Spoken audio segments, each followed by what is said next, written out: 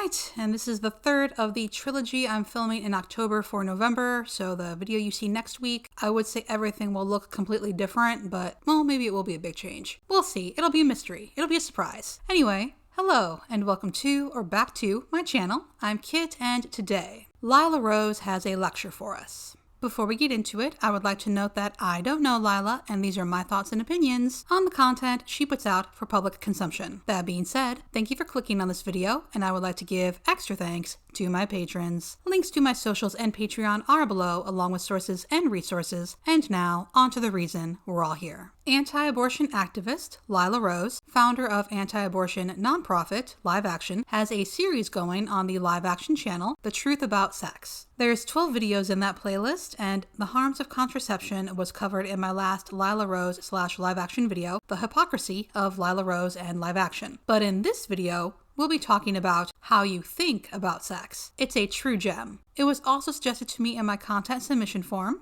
linked below, so to whoever sent these in, thank you. Let's raise our blood pressure together. Lila opens her video by declaring that we've all been conditioned by cultural ideas and movements to think about ourselves and to think about sex in a certain way. She speaks about Carl Trueman and the conception of the modern self. Self became psychologized, psychology became sexualized, and sexuality became politicized. Lila explains this by saying that, traditionally, we understood we were dependent on others and had obligations toward them, and our modern self says we were born completely independent and able to create our own identity. She adds that education, traditionally, was about learning truth and meeting the needs of the world, while modern education is about enabling people to express outwardly what's felt inwardly. And finally, she informs us that, traditionally, maturity meant learning how to control feelings, act with self-control and responsibility, and make sacrifices, while modern maturity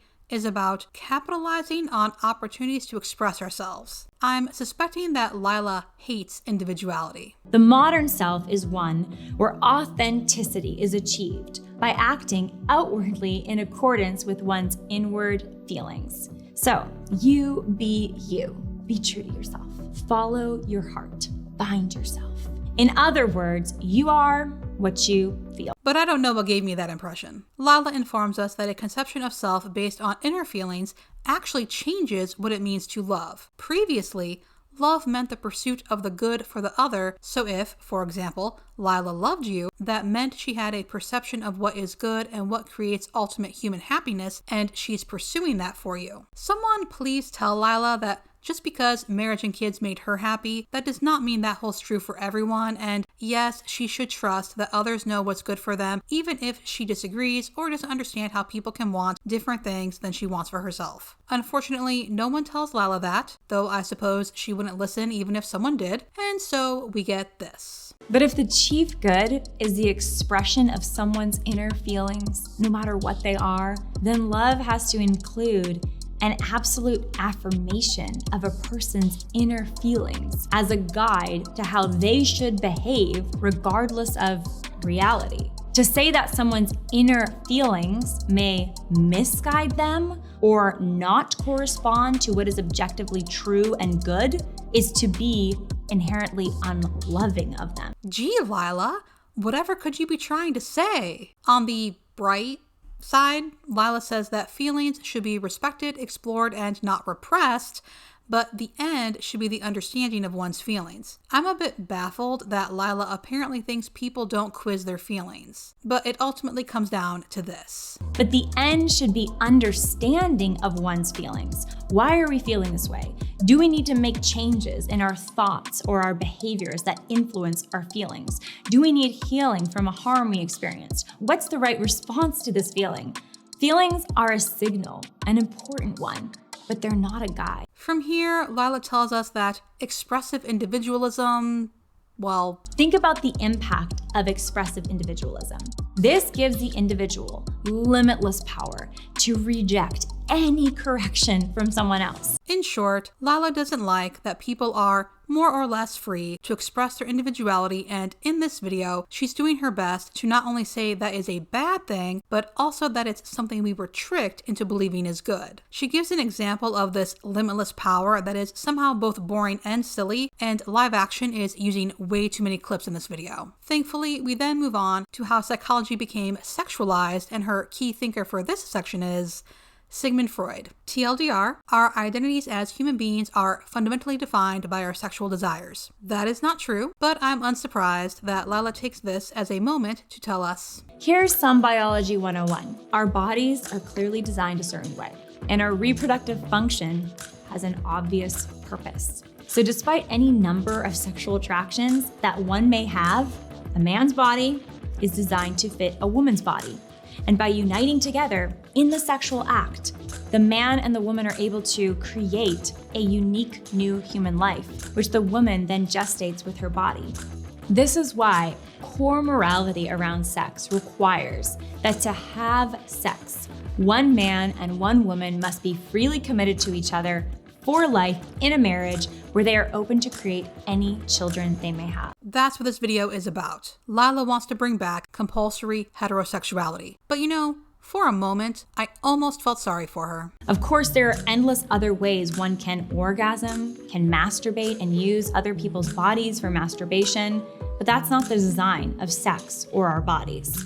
Severing human sexuality from this design and making it about whatever feelings, desires, or fantasies that we may have isn't the discovery of some authentic identity. Imagine that. Just because you're not trying to have kids, you think your partner is just using you. Imagine thinking that you can only bond with your partner that way if you're trying to get pregnant. Imagine thinking that if someone wants to have sex but doesn't want to get pregnant, that means they're making sex their identity. I feel bad for her, but it doesn't last long before my sympathy turns into disgust. Historically, before the self became psychologized and then sexualized, people generally understood that human beings may have varying sexual desires, and some would need to be restrained and others pursued based on our moral understanding. But sexual desire wasn't who they were.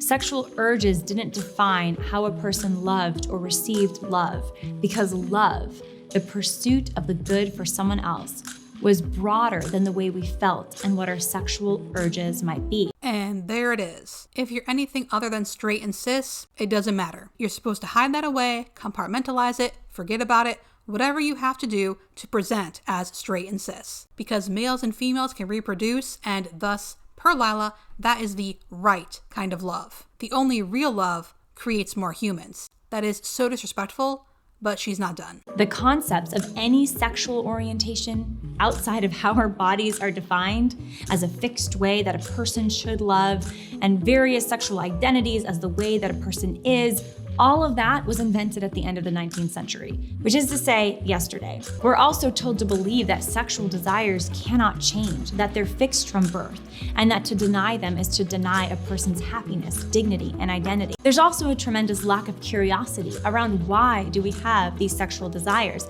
and deeply understanding where these desires may come from. Perhaps someone is seeking something deeply from their childhood that they were missing, or perhaps they experienced a harm that then made them have a sexual desire that is different than what they naturally otherwise would have. The dishonesty and disrespect, I should be used to it by now, but it gets me every time. And no, people aren't anything besides straight and cis because they were told there are other options, or because they were brainwashed, or because they're trying to heal from trauma. And though we know more now than we used to, most of us, are more accepting than we used to be, none of this was invented yesterday. Just because Lila refuses to accept history doesn't mean it didn't happen. At least we're almost done. The last stage is when sexuality becomes politicized. The final step is, if any number of sexual desires are a person's immutable identity, and now there are potentially countless identities based on these desires, then it's argued that we should accord those sexual desires and sexual identities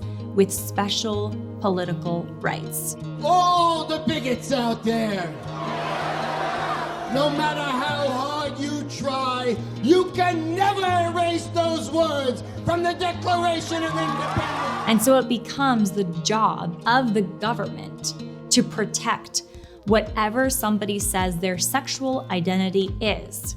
And it becomes the responsibility of everybody else in society to affirm your sexual desires as your identity.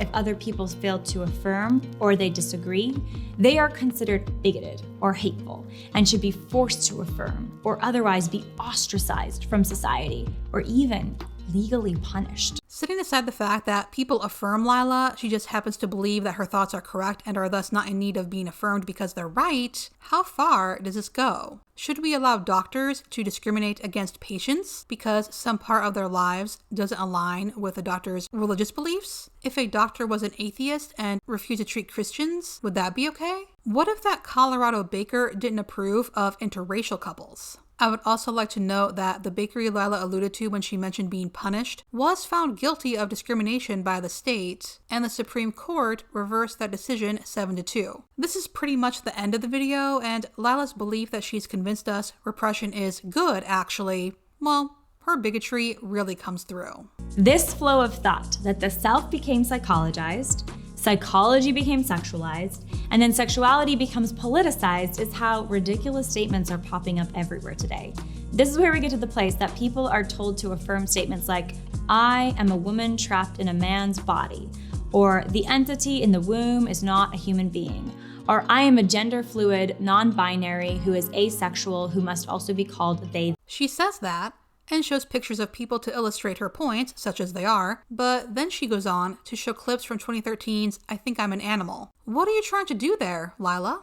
If your understanding of yourself and of reality is all in your feelings and not in the whole of nature and your human nature, if your body's own genitals and reproductive function isn't you, but you can somehow be a big mistake, actually, then you can come to believe all sorts of crazy things. And if you think you have the right to believe such things because they accord with your sexual desires and the government must use its power to prop up such ideas and punish those who dissent, then crazy, unworkable ideas can suddenly become sustainable. If I think I have the right? This is extremely concerning language. If we don't have rights to our own lives, to our own thoughts, to our own beliefs, what do we have the right to, and what happens to people who don't share, for example, Lila's beliefs? She doesn't say exactly, but she does give a solution. What is the solution here?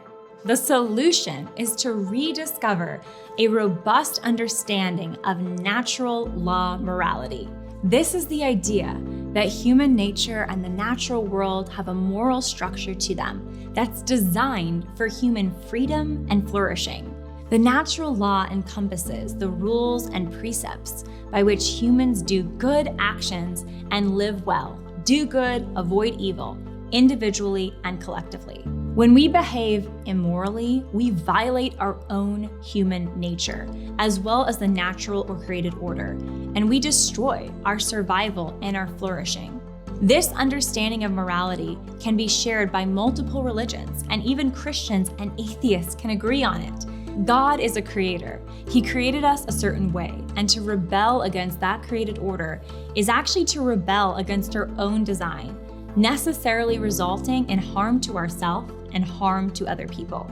We need to recover natural law morality. It's good for everyone. And also remember that when we express these moral ideas, we do it because we want other people's happiness and well-being. We want people to live maximally happy and free lives, free to love. That's the purpose of this whole series on sex.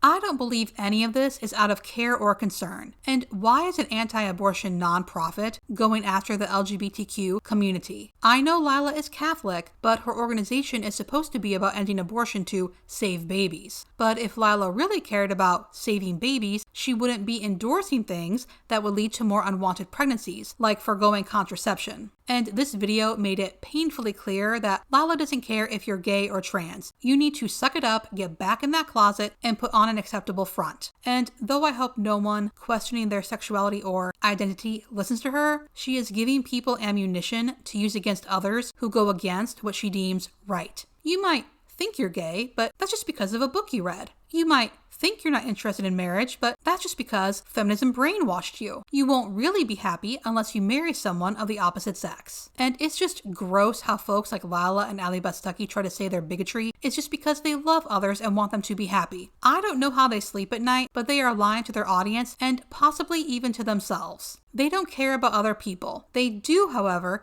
share the conservative trait of being utterly incapable of letting people live their own lives instead of trying to manage other people's lives for them based on what they, a stranger, think is best. I see what was enraging about this content, the calm assurance that Lila knows what is best. And who is she anyway to tell us the right way to live? The arrogance amazes me every time. But as a commenter on my channel noted, that's the thing about fascism. They don't care about how things really are. They're obsessed with how things appear to be. And that is what this video is about. They don't care if someone is happy or healthy, so long as things look as they believe they should. Did I mention I'm disgusted? And that's it for this video. Thank you so much for watching, and I'll see you in the next one.